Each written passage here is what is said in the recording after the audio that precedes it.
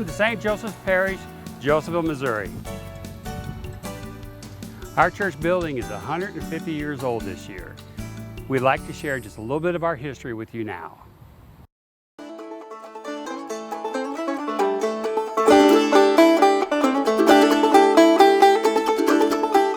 The community, now known as Josephville, began in the early 1800s as a Pony Express stop called Smucker's Store in Allen's Prairie.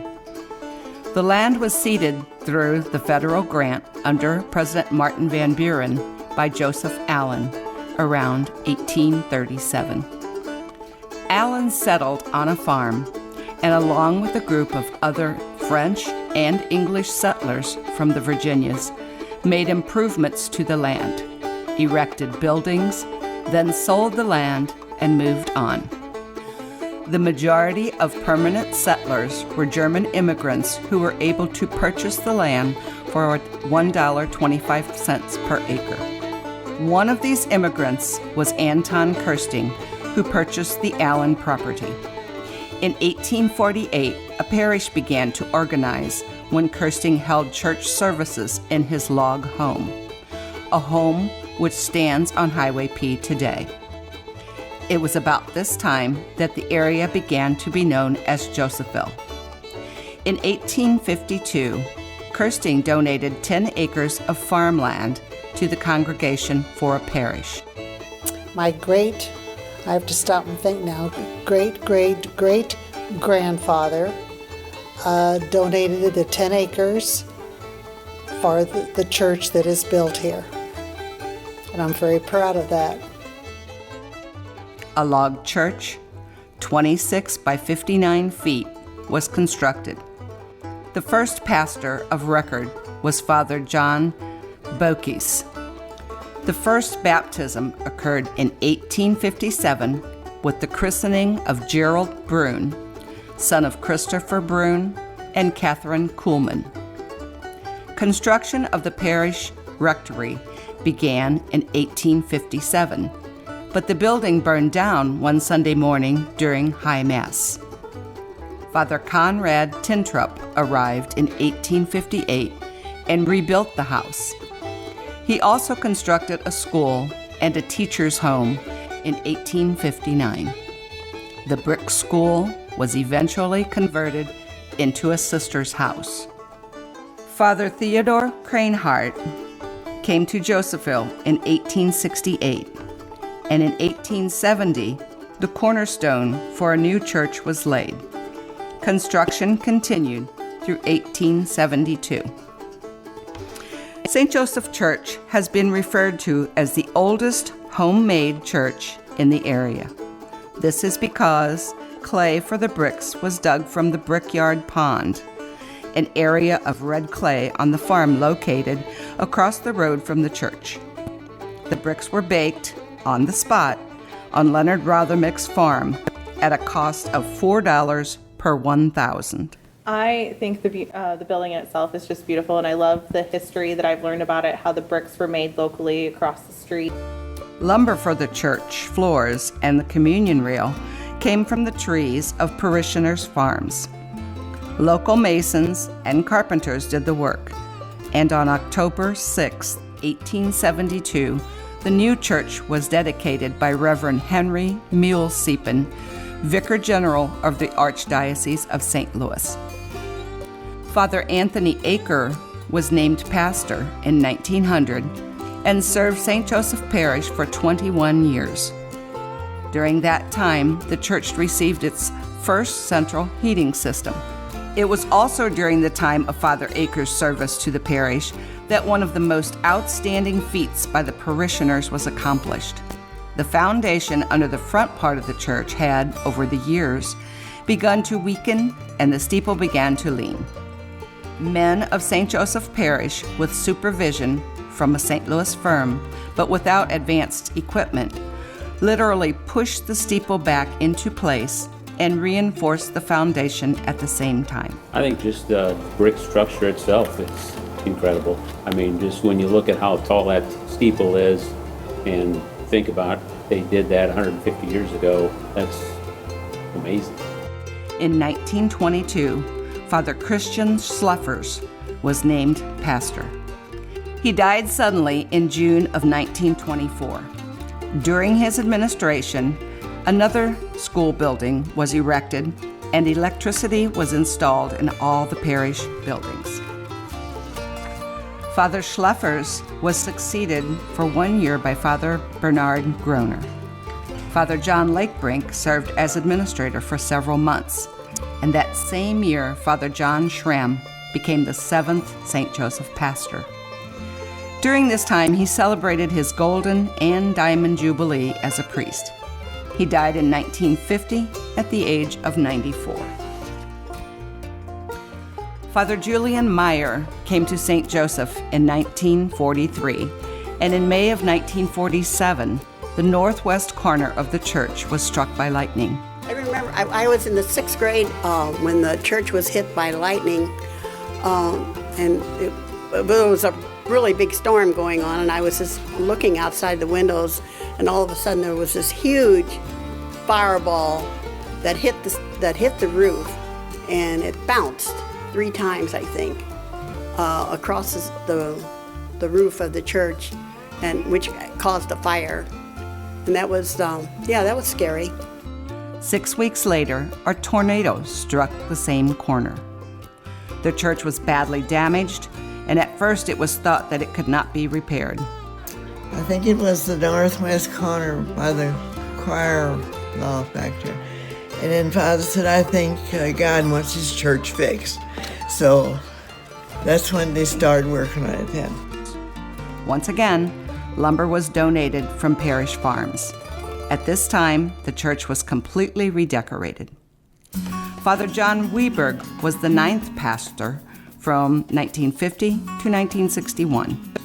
Father Richard Gallagher came in 1961 and served as administrator for 2 years. Father Clarence Kroll came to St. Joseph in 1963, and during his service, he established the parish quilt club, reintroduced the parish picnic, which had been discontinued, and moved the altars in church forward after Vatican II. The parish celebrated the 100th anniversary of the church building in 1972. In 1973, Father John Houlihan came to St. Joseph as pastor and served for 2 years. In 1975, Father Joseph Eilers became pastor. In 1985, Father Albert Schmaltz became St. Joseph's 13th pastor. Father Schmaltz made many improvements to the parish facilities, including central air conditioning for the church, additional restrooms for both the church and the school, and a computer center in the school building. Father Schmaltz also modernized the church bells, which now ring on an electric timer. He replaced the church pews, added a cry room, and put a new roof and copper gutters on the church. He began work on the grotto at the entrance of the cemetery. Father Schmaltz also directed the restoration of the mural above the altar. I was asked to restore the half dome above the altar by Father Schmaltz when he was here. Some of the parishioners, the men, noticed that there was plaster falling off and it was needing repair. So they decided it was time to do some restoration work. So the men, a couple of the drywall men, Jimmy Hackenworth, I remember in particular, repatched the cracks. There was a lot of cracks, and replastered it. And then I came in and repainted the dome. That was in 1993. Father Schmaltz retired in 1994 and died in November 2001. He is buried in the church cemetery. Father Raymond Learman came to St. Joseph in 1994 and served for 3 years as pastor until his retirement in 1997. St. Joseph's 15th pastor, Father Timothy Elliott, was installed in June of 1997. Father Elliott had air-conditioned the school buildings, renovated the convent into classrooms and a computer room, completely renovated the rectory, and restored the church interior. Father Larry Huber succeeded Father Timothy Elliott. During his time at St. Joseph's, his biggest accomplishment was the building of the new school in 2009. The old school was torn down.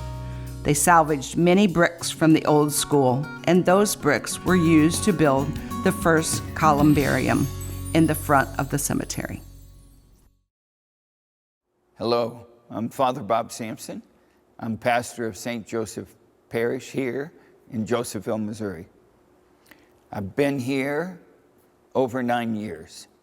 I feel blessed that I'm the pastor here. I've inherited a parish that has a lot of faith. The people in the parish are really the cornerstones of what takes place here. But this is their gathering space. This is where they come to pray. They come here not just for Mass and the sacraments. When someone in the community is sick, they come here in the evenings to pray for that person. When I was away because of health issues, there were times when people got together in here to pray for me.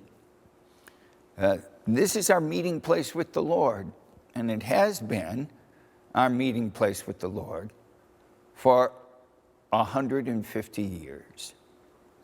From the very beginnings of when the people in the parish had a consignment of a certain amount of lumber they needed to bring each family in order to build this. From the time in which they made the bricks for this building across the street, from the time in which the bell tower kind of separated from the rest of the church and they brought it back together with horses and winches, till today, when we continue to use this space, adding additional electricity, tuck pointing it so that it continues to be a place of worship way into the future,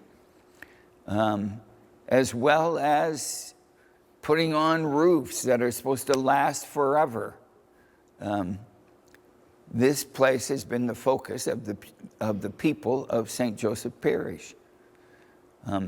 It's a marvelous place. I'm blessed to be here, I think. It's important to know that it was built on the backs of many, many other parishioners. And much of what we have here, we have from the very beginnings almost. Up in the choir loft, there are 2 organs. One that was a pump organ that was used for years and years and years in the beginning. And then they expanded to the pipe organ that we have today, which was constructed and built in 1905,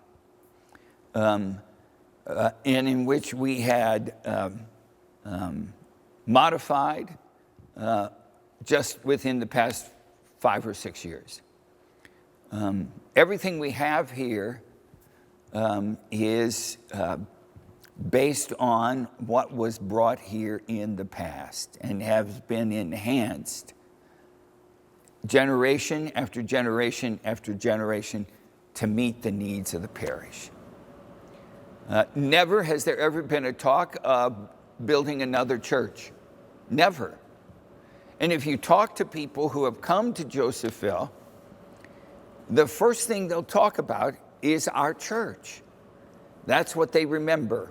And that's what they talk about, having been here. Of course, there is the sausage supper, but this is what they talk about first. It's a holy place. God shares his grace and his life with each and every one of us here. I'm proud of this place. And I'm happy to be the pastor of these people.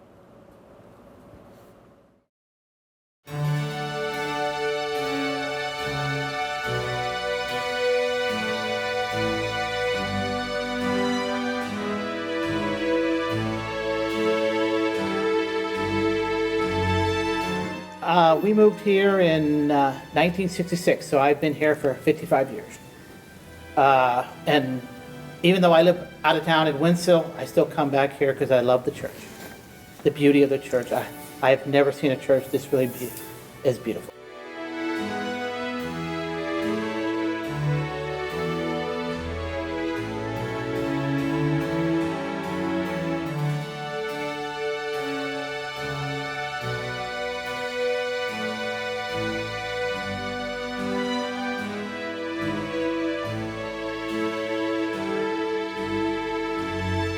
I would say when I first walked into the church, I was kind of awestruck by the beauty of the church.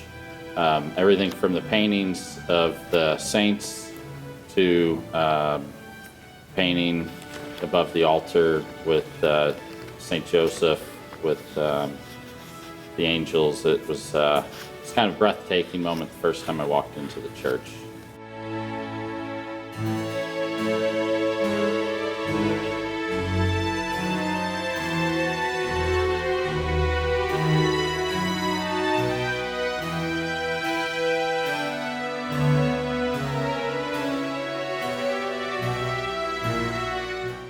And I think it's really cool that my kids can say, oh, my great-grandparents went here, and like, oh, that's where, Papa didn't go to this school because it wasn't built yet. He went to the other school. And I think it's really neat that my kids have that connection to so many generations that they don't even know those people, but they feel like they know them because they're connected through things like the church and things like their dad served and their grandpa served and their great-grandpa served. And, I think that's just a really unique thing that Josephville has that not a lot of other places carry on as well.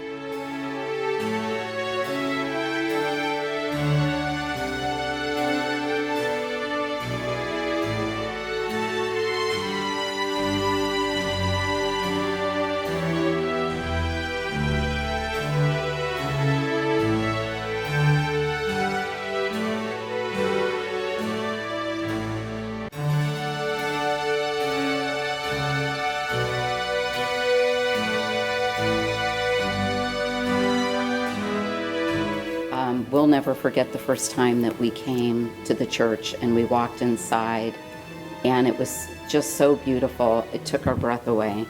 And we were so impressed by not only the beauty of the church, but the reverence of the parishioners. And it just felt like a little piece of heaven on earth.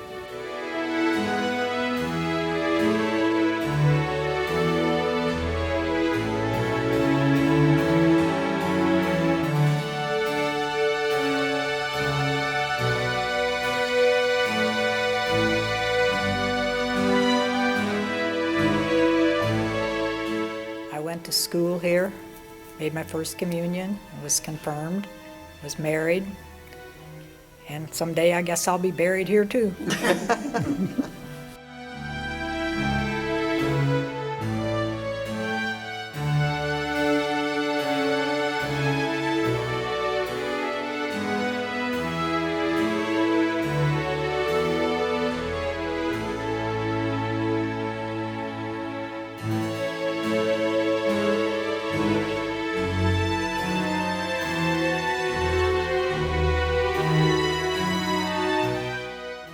And the baptisms, to see your grandkids and your great-grandkids being brought here to be baptized in this same church where you were baptized, that's a nice thing.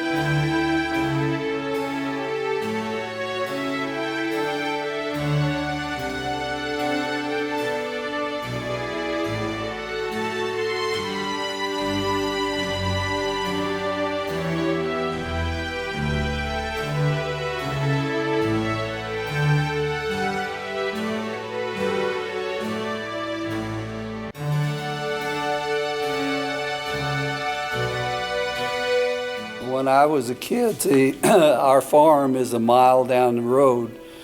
And at noon and then at 6 in the evening, the bells would ring and everybody that was farming would stop and say a Hail Mary.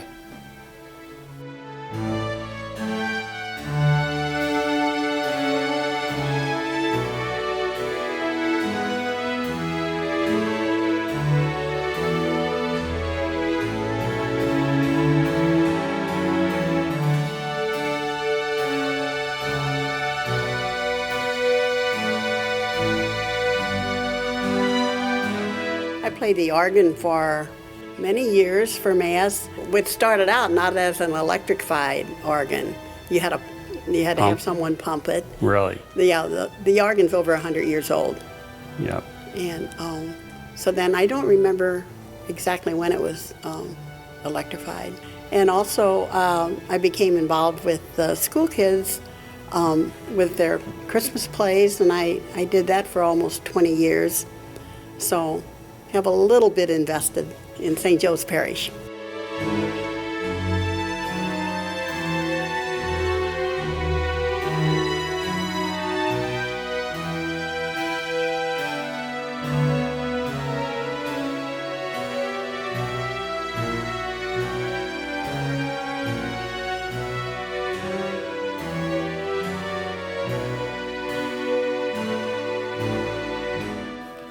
My favorite Mass was when Tony Ritter's first Mass. Tony was a part of our parish and became ordained, and he did his first Mass here at St. Joseph. And I had the honor of being his deacon at the Mass. And I was kneeling this far away when he said for the first time, "This is my body."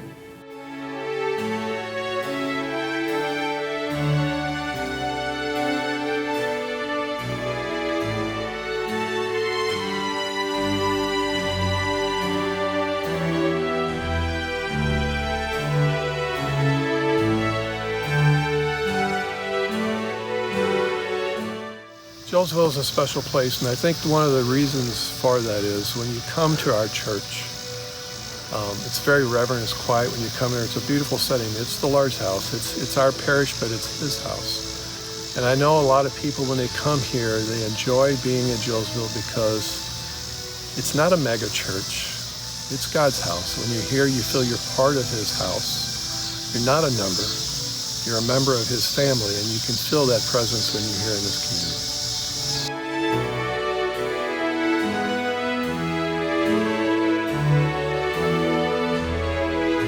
This parish is a lot like the parish I grew up in Bealey, Missouri.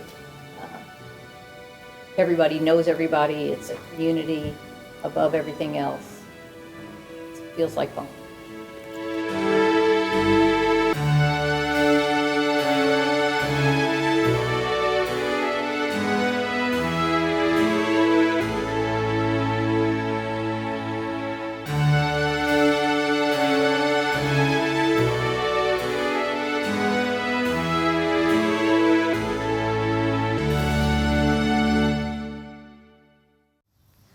We hope you enjoyed the story of our church, and God willing, we'll be here for another 150 years.